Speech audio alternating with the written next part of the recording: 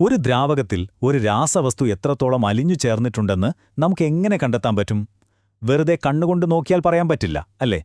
എന്നാൽ പ്രകാശം എന്ന ഒരൊറ്റ തുമ്പുപയോഗിച്ച് ഈ രാസരഹസ്യം തെളിയിക്കാൻ ഒരു വഴിയുണ്ട്. ഒരു ഡിറ്റക്റ്റീവ് കഥ പോലെ നമുക്കിതൊന്ന് അന്വേഷിച്ചാലോ? അതെ, ഇതാണ് നമ്മുടെ മുന്നിലുള്ള പ്രധാന ചോദ്യം. ഒരു ദ്രാവകത്തിന്റെ നിറം അതെങ്ങനെയാണ് അതിനകത്തുള്ളതിന്റെ അളവ് കൃത്യമായി പറഞ്ഞു തരുന്നത്? കാഴ്ചയിൽ വളരെ ലളിതമായ ഈ കാര്യം എങ്ങനെ ഒരു ശാസ്ത്രീയ തെളിവായി മാറുന്നു എന്ന് നമുക്ക് നോക്കാം. സംഭവം നിങ്ങളെ അത്ഭുതപ്പെടുത്തും. ശരി, അപ്പോൾ നമ്മുടെ അന്വേഷണത്തിന്റെ ഒന്നാം ഭാഗം, ഒരു ബീക്കറിലെ രഹസ്യം. ഈ കേസ് തെളിയിക്കാൻ നമുക്ക് രണ്ട് പ്രധാനപ്പെട്ട കാര്യങ്ങൾ വേണം. ഒന്ന്, ഇതിന്റെ പിന്നിലുള്ള ശാസ്ത്രീയ നിയമം, പിന്നെ ആ നിയമം ഉപയോഗിക്കാനുള്ള ഒരു ഉപകരണം. നമുക്ക് ഓരോന്നായിട്ട് പരിശോധിക്കാം. നമ്മളിവിടെ ഉപയോഗിക്കുന്ന ഈ ഫോറൻസിക് ടെക്നിക്കിന് പറയുന്ന പേരാണ് കളറിമെട്രി. സിമ്പിളായിട്ട് പറഞ്ഞാൽ, ഒരു ലായനിയുടെ നിറം എത്ര കടുത്തതാണെന്ന് അളക്കും, എന്നിട്ട് അതിനകത്ത് എത്ര സാധനം കലങ്ങിയിട്ടുണ്ടെന്ന് കണ്ടെത്തും. അത്രയുള്ളൂ. ഈ മുഴുവൻ അന്വേഷണത്തിന്റെയും നട്ടെല്ല് എന്ന് പറയാനൊരു നിയമമുണ്ട്, ലാംബർട്ട് ബിയർ നിയമം. പേര് കേട്ടിട്ട് പേടിക്കൊന്നും വേണ്ട, സംഗതി നമുക്കെല്ലാവർക്കും അറിയാവുന്നൊരു സിമ്പിൾ ഐഡിയയാണ്. ഇതിലെ ആശയം ഭയങ്കര രസമാണ്. ഇതൊന്ന് നോക്കിക്കേ. നമ്മൾ നല്ല വെയിലത്ത് കറുത്ത സൺഗ്ലാസ് വെച്ചാൽ എന്താ സംഭവിക്കുക? കൂടുതൽ വെളിച്ചം ഉള്ളിലേക്ക് വരുന്നത് അത് തടയും, അല്ലേ? അതുതന്നെയാണ് ഇവിടെയും നടക്കുന്നത്. ഒരു ലായനിയുടെ നിറം കൂടുമ്പോൾ, അതായത് അതിന്റെ ഗാഢത കൂടുമ്പോൾ, അത് കൂടുതൽ പ്രകാശത്തെ തടയും, അല്ലെങ്കിൽ സയൻസിന്റെ ഭാഷയിൽ പറഞ്ഞാൽ ആഗിരണം ചെയ്യും. വളരെ സിമ്പിൾ. ഓക്കേ, ഇനി അടുത്ത ഘട്ടം, നമ്മുടെ കുറ്റാന്വേഷണത്തിന്റെ അടുത്ത സ്റ്റെപ്പ്. നമുക്ക് കൃത്യമായി അളവറിയാവുന്ന കുറച്ച് ലായനികൾ തയ്യാറാക്കണം. ഇവരാണ് നമ്മുടെ കേസിൽ താരതമ്യം ചെയ്യാനുള്ള അറിയാവുന്ന പ്രതികൾ. ഇവരെ വെച്ചാണ് നമ്മൾ നമ്മുടെ അജ്ഞാതനായ പ്രതിയെ പിടിക്കാൻ പോകുന്നത്.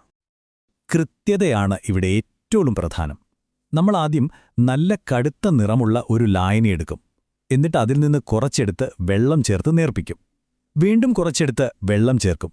അങ്ങനെ പടിപടിയായി ഗാഢത കുറഞ്ഞുവരുന്ന ഒരു സെറ്റ് ലായനികൾ നമ്മൾ ഉണ്ടാക്കിയെടുക്കും. ഇതാണ് നമ്മുടെ വിശ്വസിക്കാവുന്ന ലൈനപ്പ്. കണ്ടില്ലേ, ഇപ്പോൾ നമ്മുടെ കയ്യിൽ കൃത്യമായ ഗാഢത അറിയാവുന്ന ഒരു സീരീസ് ലായനികളായി. നമ്മുടെ അജ്ഞാത ലായനിയെ താരതമ്യം ചെയ്യാനുള്ള ഒരു അളവുകോൽ അതാണിത്. മൂന്നാം ഭാഗം, തരംഗദൈർഘ്യത്തിന്റെ വിരലടയാളം. ഇത് വളരെ നിർണായകമായൊരു ഘട്ടമാണ്. ഓരോ കെമിക്കലിനും അതിൻ്റേതായൊരു വീക്ക്നെസ് ഉണ്ട്. അതായത്, ഒരു പ്രത്യേക നിറത്തിലുള്ള പ്രകാശത്തെ അത് ഏറ്റവും കൂടുതൽ പിടിച്ചെടുക്കും. ആ കറക്റ്റ് പ്രകാശം ഏതാണെന്ന് നമ്മൾ ആദ്യം കണ്ടെത്തണം.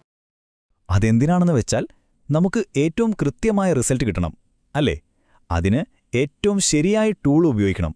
ഇവിടെ നമ്മുടെ ടൂൾ എന്ന് പറയുന്നത് പ്രകാശത്തിന്റെ ഈ തരംഗദൈർഘ്യമാണ്. ഈ ഗ്രാഫിലേക്ക് ഒന്ന് നോക്കിക്കേ. നമ്മൾ പല നിറത്തിലുള്ള ലൈറ്റുകൾ ഈ ലായനിയിലൂടെ കടത്തിവിട്ടു.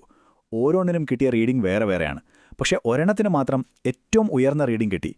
കണ്ടോ, ആ പൊങ്ങി നിൽക്കുന്ന ബാറ്? അതാണ് നമ്മുടെ ആള്. അതെ, 530 നാനോമീറ്റർ. ഇതാണ് നമ്മുടെ മാന്ത്രിക സംഖ്യ, നമ്മുടെ അന്വേഷണത്തിലെ ഏറ്റവും പ്രധാനപ്പെട്ട ആയുധം.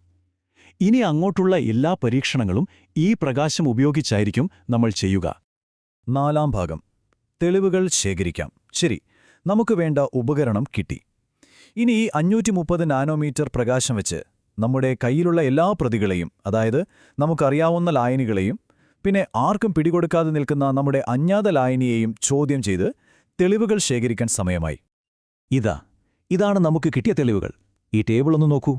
ഗാഢത കൂടുന്നതിനനുസരിച്ച് പ്രകാശത്തെ പിടിച്ചെടുക്കുന്ന അളവും കൂടുന്നത് നിങ്ങൾക്ക് വ്യക്തമായി കാണാം. ഇതിനിടയിൽ നമ്മുടെ ആ അജ്ഞാത ലായനിയുടെ റീഡിംഗുമുണ്ട്, 0.188. ഈ നമ്പർ ഓർത്തുവെച്ചോളൂ. അപ്പോൾ നമ്മുടെ അന്വേഷണം അതിന്റെ ക്ലൈമാക്സിലേക്ക് കടക്കുകയാണ്. ഇനി ഈ കിട്ടിയ തെളിവുകളെല്ലാം വെച്ച് നമുക്ക് ആ രഹസ്യം കണ്ടെത്താം. നമ്മൾ ഈ ശേഖരിച്ച നമ്പറുകൾ വെറുതെ നോക്കിയാൽ പോരാ.